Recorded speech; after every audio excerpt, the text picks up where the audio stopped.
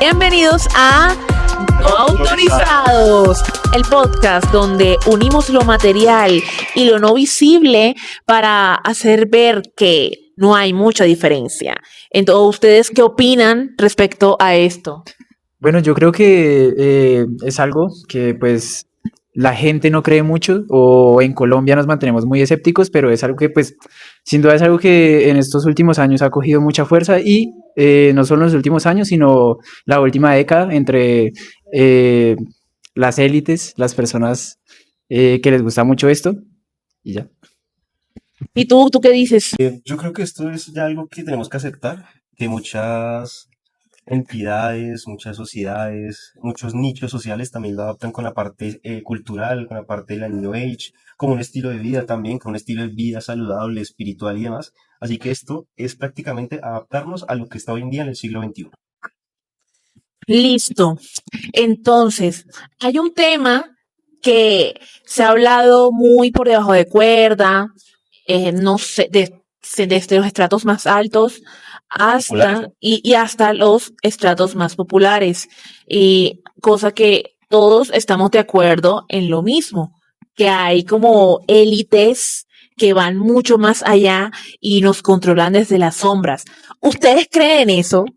Sí, claro, sin duda, yo creo que todo viene siendo una cortina de humo, digamos, entre los hombres más poderosos del mundo hoy se puede encontrar Donald Trump, pero yo creo que hay gente mucho más allá, hay gente en las sombras que pueden manejar muchas más cosas, digamos, lo vimos en el caso de Epstein. Hoy yo creería que es una cortina de humo todo lo que está pasando, las guerras, todo lo que pasó con Maduro, porque claro, ahora ya están saliendo todos los archivos y puede ser una cortina para que Donald Trump pueda quedar como el bueno, ¿cierto? En varias circunstancias.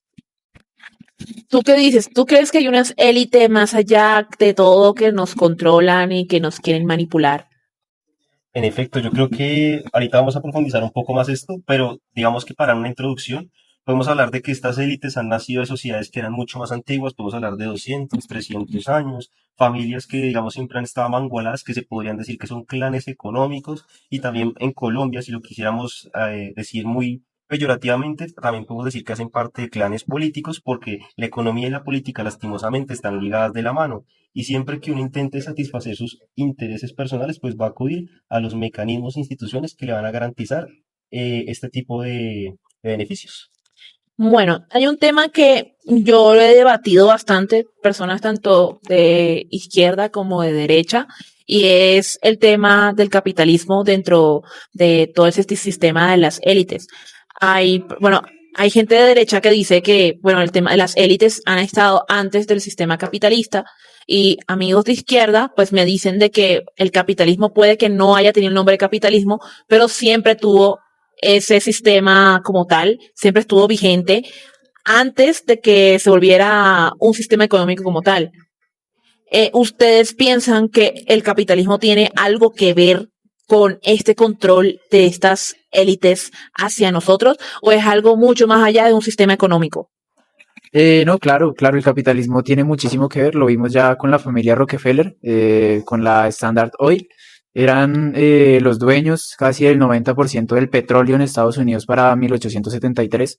O sea, es algo que el capitalismo siempre va a estar metido en el poder, en controlarnos a nosotros como sociedad y probablemente lo sigan haciendo si no le ponemos un freno. Pipe, tú que eres experto en geopolítica. Fuertes declaraciones. Yo siento que el capitalismo como tal no es en sí el nicho, pero sí es parte de un medio para establecer un fin. Porque, digamos, nosotros podemos decir que el capitalismo, las bases que nacen de ese capitalismo explotador que veíamos a la gente en la antigüedad, incluso niños menores de edad que trabajaban 12 horas, 18, pues ese precedente viene de la Edad Media. ¿Qué era la Edad Media? Pues el feudalismo. Ahí en esa época que había, pues había sí una élite económica, efectivamente, unas personas que acaparaban tierras, habían reyes y duques y toda la creme de la creme que ustedes se puedan imaginar, pero en efecto el capitalismo ahorita ha evolucionado para que esas élites que son pro establecimiento, de derechas, conservadoras y demás, usen esa ideologización para satisfacer sus intereses y cooptar el Estado, básicamente porque ellos necesitan vivir de él. Así que si digamos usted en estos momentos es un elector o no en su país, recuerde que ellos no están interesados en satisfacerlo a usted ni a sus necesidades, sino simplemente van por la parte del pastel que ellos quieren o les corresponde por herencia familiar. Bajo eso que tú estás diciendo, me surge una pregunta. Y ese también es un debate largo que tengo con gente de todas las ideologías políticas. Y es el tema de China. Porque, sea como sea, pues, ¿por qué meto a China? Porque en todo este tema de las élites y de que nos dominan y todo eso, pues China está tomando mucha cancha dentro de la nueva hegemonía mundial. Y acá mi pregunta es, ¿ustedes piensan que China, bajo ese concepto que nos estás dando, China es un sistema capitalista o un sistema comunista?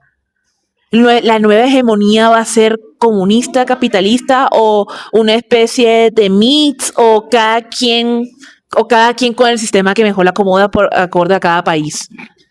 Bueno, no, China es un híbrido, creería yo. Digamos, es que se ve el capitalismo en cuanto a lo funcional en las máquinas, en la tecnología, pero el comunismo se ve también en cuanto a los trabajadores, en los comités, en que las empresas, o sea, los dueños son los mismos trabajadores, los que, o sea, el sueldo allá es buenísimo, o sea, en ese aspecto se ve el comunismo, pero no hay que tapar el sol con un dedo. Obviamente, pues China sigue haciendo cosas capitalistas, sigue siendo capitalista y sigue siendo uno de los países más consumistas del mundo y sigue robando minerales a otros países y demás. Yo sé, yo sé que tú tienes una opinión completamente contraria, ¿o no? Sí, en efecto sí. Pero es más por el tema práctico, ¿no? Porque bueno, Sí. tenemos a China que es un híbrido, es una economía que el Estado es muy intervencionista, que tiene unos intereses en sectores específicos.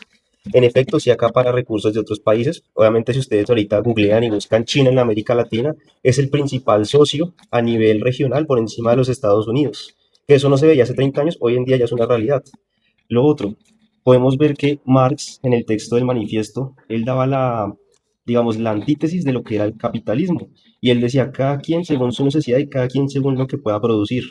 China básicamente coge esos conceptos del marxismo, los aplica después de la revolución con Mao.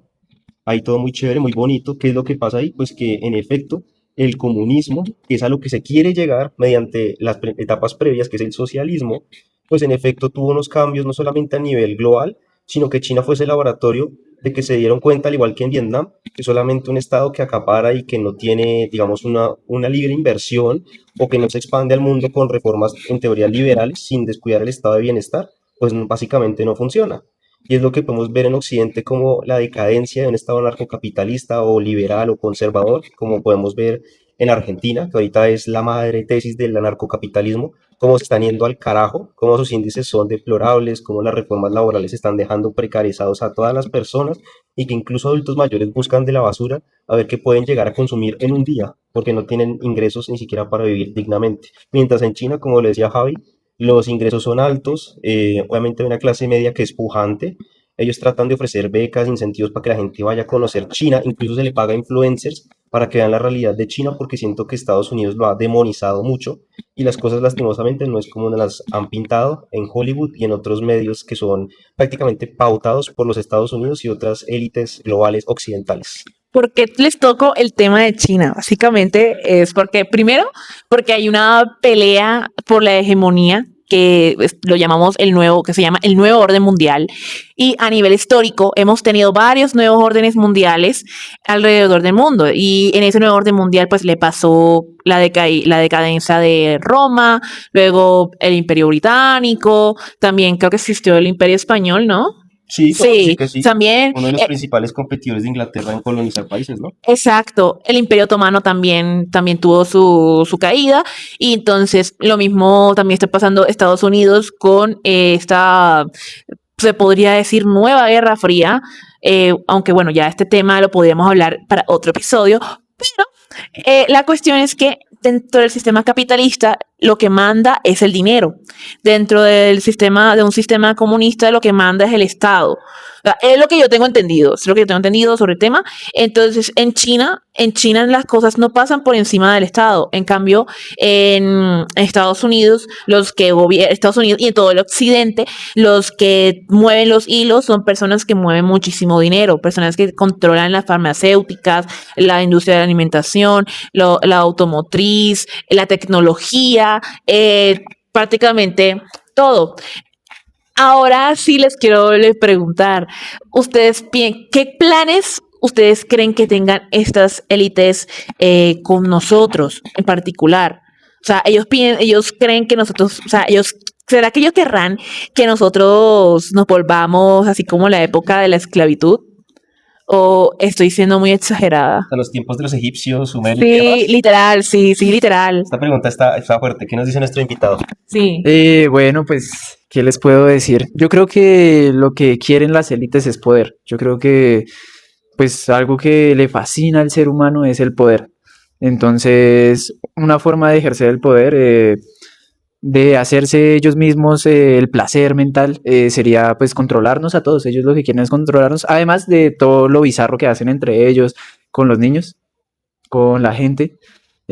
Porque llega un punto en que la gente rica deja de querer lo básico y quiere seguir algo más bizarro aún, ¿no? Para seguir saciando el placer. Como una droga, ¿no? Exacto, exacto. Cuando ya ven que algo ya no les da, siguen con otra cosa. Entonces, pues yo creo que quieren eso. Yo creo que quieren es más poder para seguir controlándonos a nosotros, para que sigan haciendo sus cosas y que acá no digamos nada. ¿Qué piensa nuestro experto en geopolítica? Es que esa pregunta está muy densa. De hecho, veíamos en comentarios de nuestras redes sociales, ¿no? Una persona que decía, nada ha cambiado desde los tiempos de Ramsés. Y yo creo que, pues sí, ya hoy en día no nos llaman esclavos, nos dicen trabajadores, ¿no? O asalariados. Básicamente porque es mucho más económico tener una persona que trabaje que un esclavo, ¿no? Un esclavo que tienes que darle el techo, tienes que darle las tres comidas, mejor dicho, tienes que darle condiciones para que él esté vivo y te trabaje a ti. En un asalariado o en un OPS, que es lo que tenemos acá en Colombia en su gran mayoría, que eso abundan por montones, pues básicamente usted tiene que lidiar con su seguridad social, va a recibir un sueldo y va a tener un tiempo de trabajo o no, depende de para quién trabaje usted, digámoslo así. Y en efecto, yo diría que hemos evolucionado de algún modo, pero no precisamente para bien.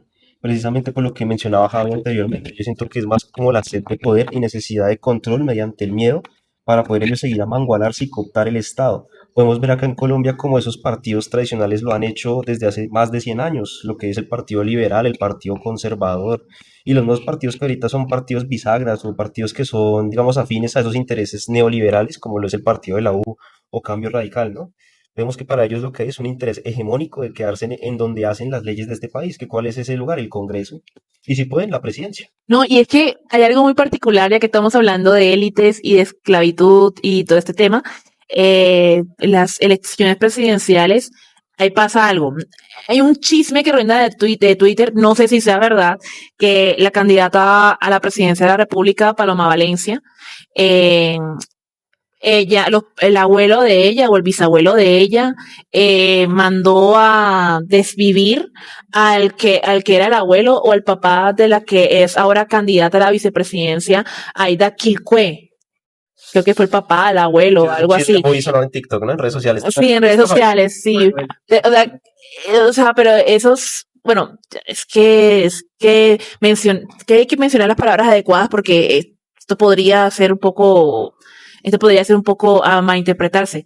O sea, eso fue porque no me acuerdo, no sé si era porque el abuelo o el papá estaban luchando por unas tierras o porque eran esclavos, no sé, yo estoy como que, pero pero prácticamente aquí lo que se está viendo es cómo estas élites y estas buenas familias, estas familias blancas, con tal de mantener su hegemonía, es capaz de quitarle las tierras a las personas más vulnerables y a personas nativas dentro de su tierra, simplemente por el hecho de ser blancos y por el hecho de creerse los dueños de todo, llegan, despiden a personas nativas, quitan sus tierras, los movilizan, los expropian, porque esa es la palabra real.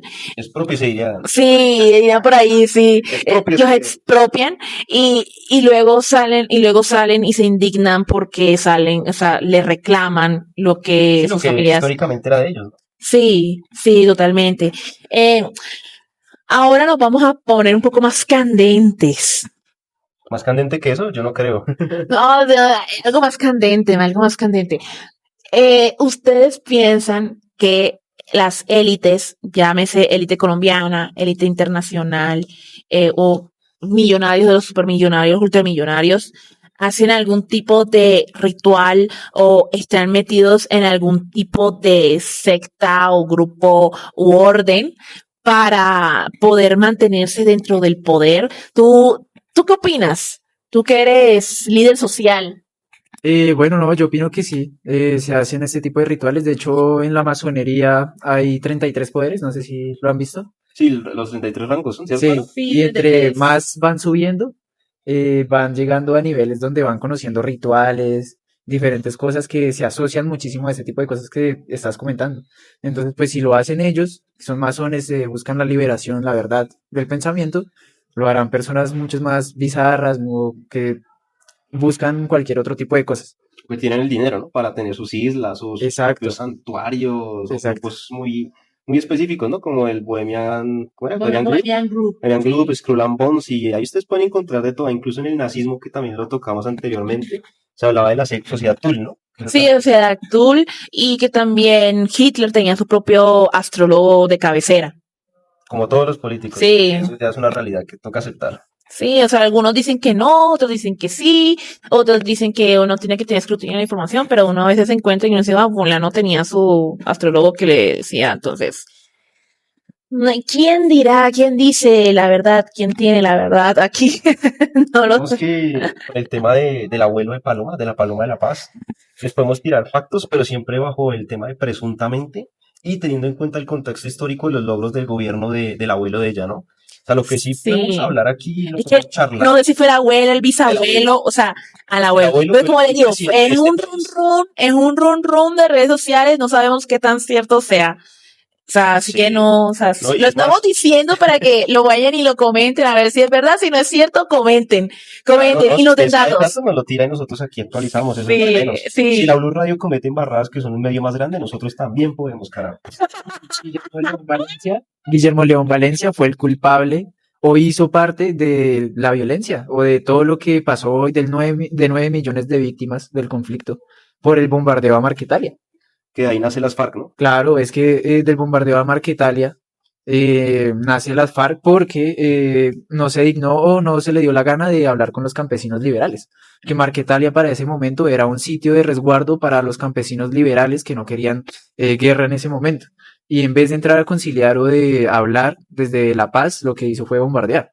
Entonces a lo que bombardeó quedó vivo el señor Tiro Fijo y de ahí pues empezó a comandar a los campesinos. De ahí nace las FARC. De hecho, ustedes pueden buscar, hay una youtuber que hablaba mucho de la historia de las guerrillas liberales, ¿no? De los bandoleros de esa época. Y el último bandolero en pie, pues fue Tiro Fijo, precisamente. Porque ellos nacieron también de esa, digamos, de esa lucha que había entre el Partido Liberal y el Partido Conservador. Llega Rojas, hace el supuesto acuerdo de paz, empieza a masacrar a todos los bandoleros. Después ya de ahí nacen las FARC, con lo que nos menciona Javi.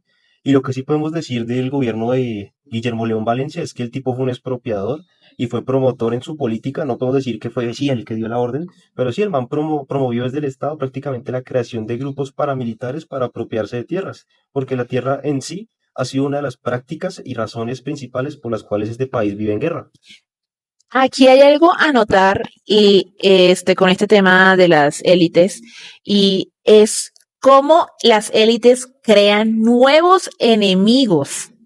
Porque sí, o sea, ustedes están hablando de la FARC y la FARC llegó como por una buena causa, entre comillas, pero después ellos se metieron a cosas no legales y pues como te digo, no estamos aquí, no, bueno,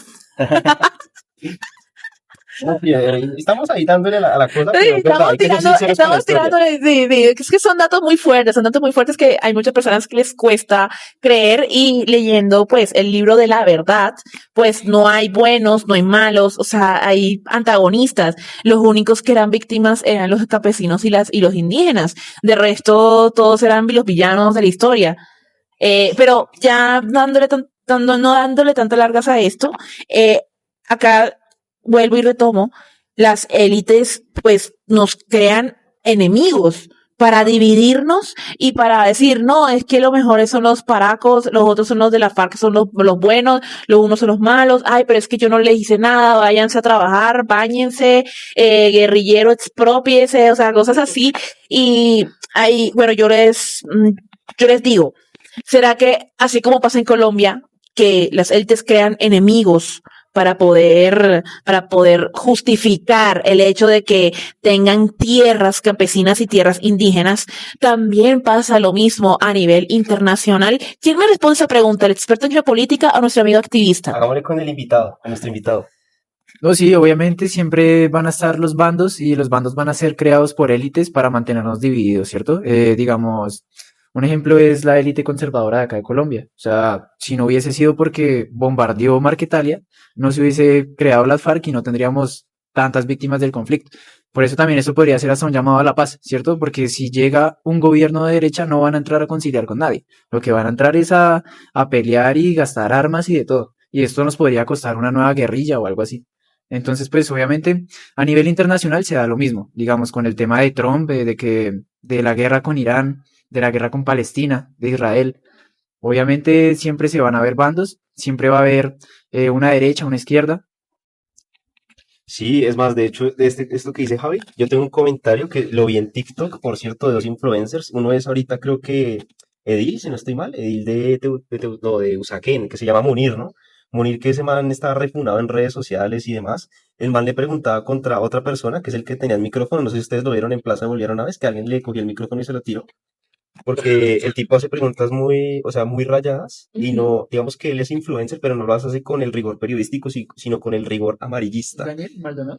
Creo que sí, eso sí. Es uno medio con No, ni gafita, idea. gordito, gordito. Sí, Bueno, el caso, aquí estos Ni dos idea. personajes le preguntaban a Cepeda que él qué iba a hacer con los grupos armados, si iba a apostarle a la paz o a los bombardeos.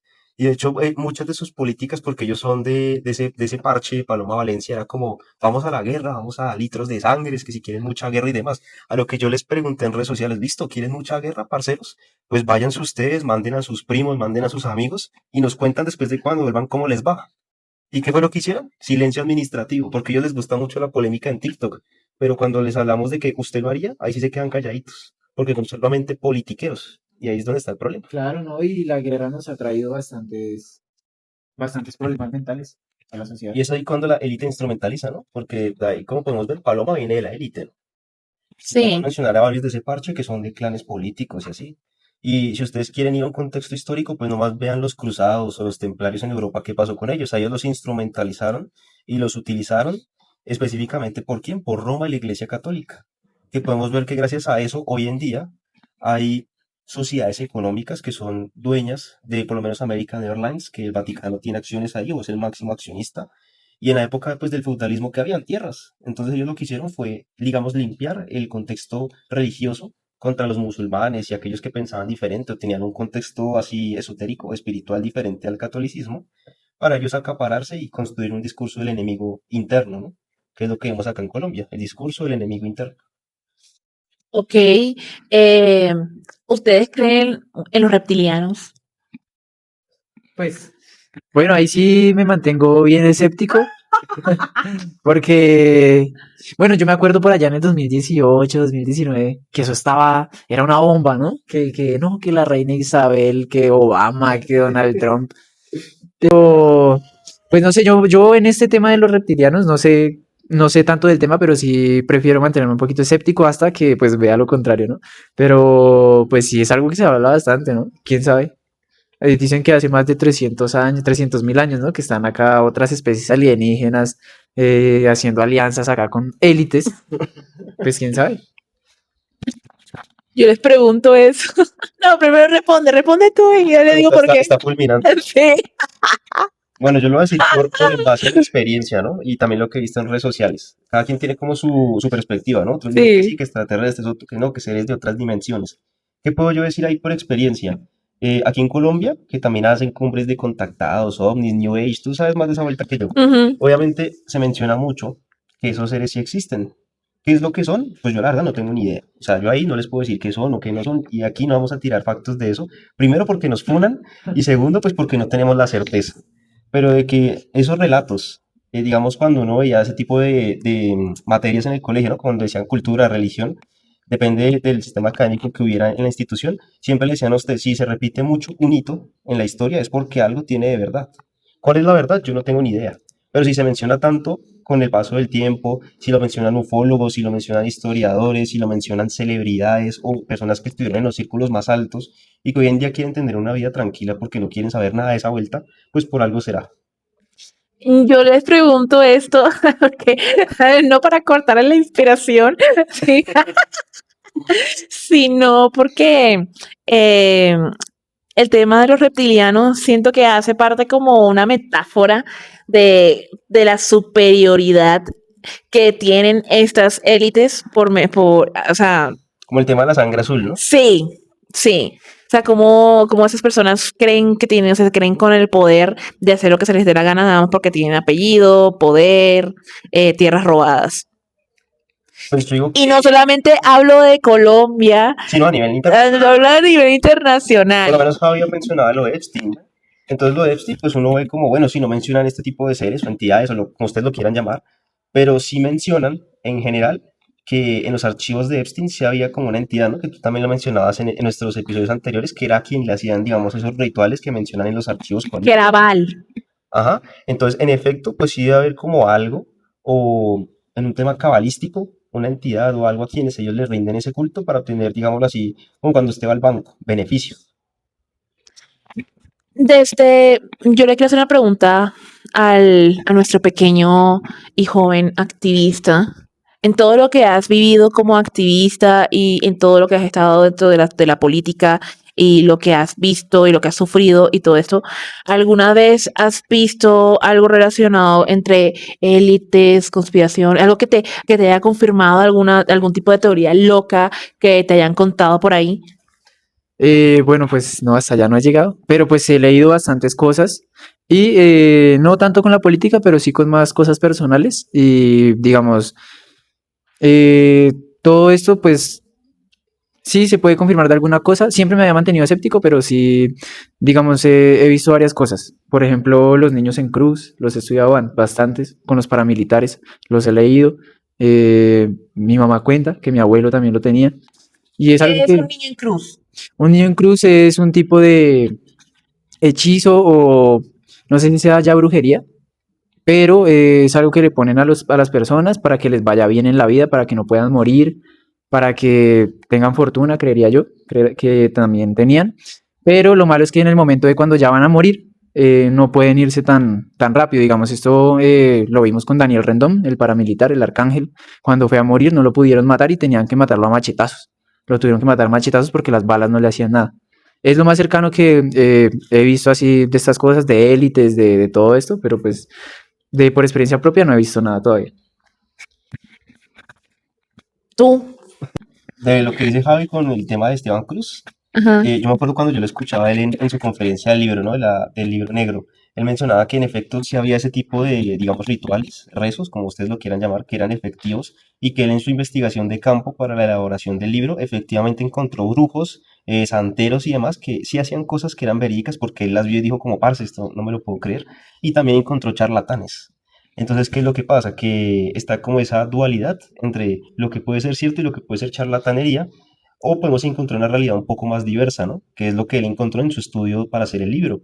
Él decía, sí, en efecto, pasó eso, como también pasó el caso de paramilitares que supuestamente se mandaban rezar con X persona en cierto pueblo porque era efectivo y al momento del combate murieron, porque ellos efectivamente pensaban que estaban rezados. O pasaba lo del tipo de las cruces, o lo que le pasó al paramilitar que mencionabas, que en efecto eso fue verídico. Entonces uno dice como, uff, la magia es algo que existe, que está ahí, pero no todo el mundo puede hacerla y no todo el mundo sabe cómo hacerla efectiva, ¿no? Que creo que ese también es otro de los temas que podríamos tocar.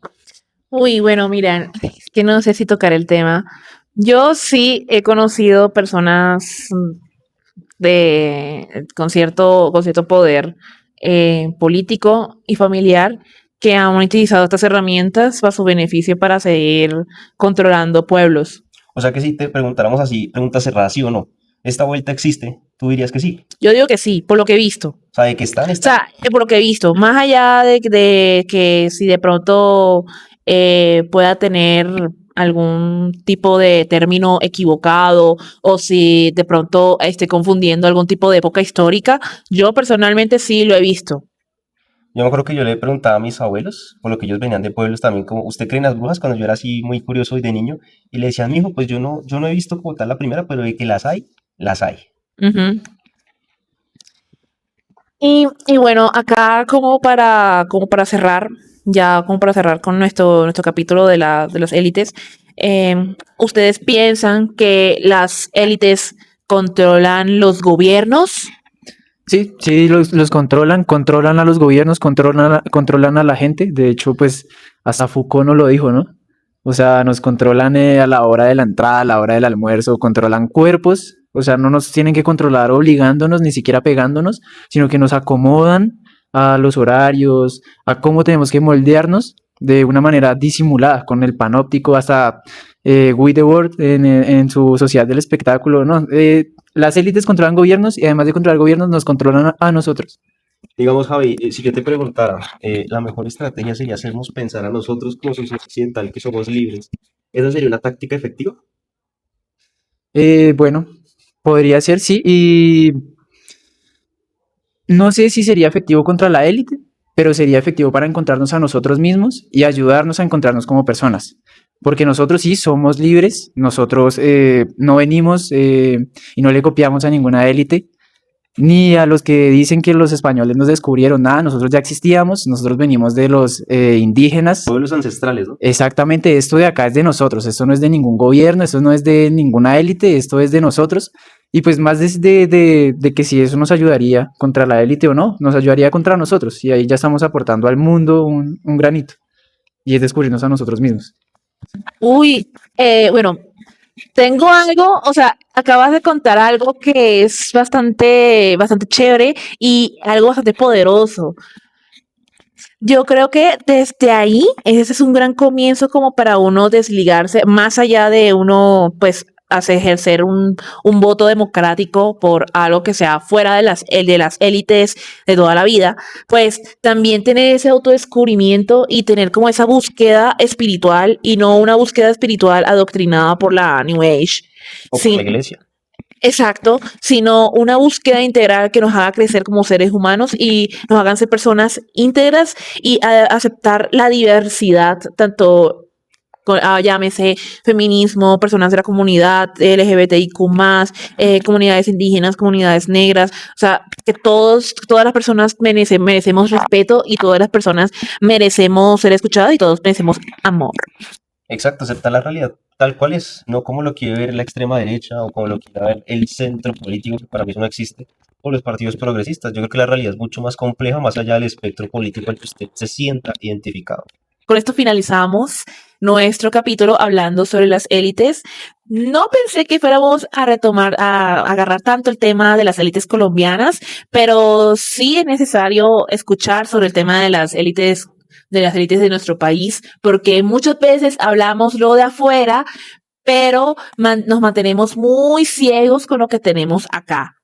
Y eso hace que se traigan muchas confusiones y que digan que todos son lo mismo y que todos son de la misma cosa, cuando en realidad hay orígenes que son muy distintos de algunas personas dentro de ciertos cargos políticos o sociales que otros. Y bueno, no sé, ustedes con cómo quieren cerrar, a ver, ¿con qué quieren cerrar? Bueno, no, nada, me gustaría cerrar diciendo que, bueno, primero dándoles gracias a ustedes por el espacio, por invitarme y por la charla.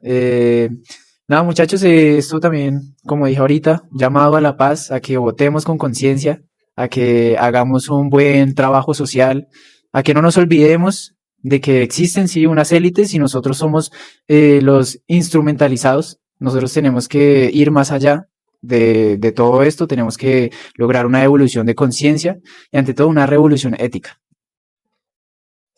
Bueno, Javi, muchas gracias por venir, te agradecemos por tu tiempo, por ayudarnos a contarnos mediante tu experiencia cómo ves este tema, ¿no? Este espectro tan diverso de este podcast, ¿no? Y bueno, nada, recuerden que nosotros somos No No autorizados. autorizados. hasta la próxima.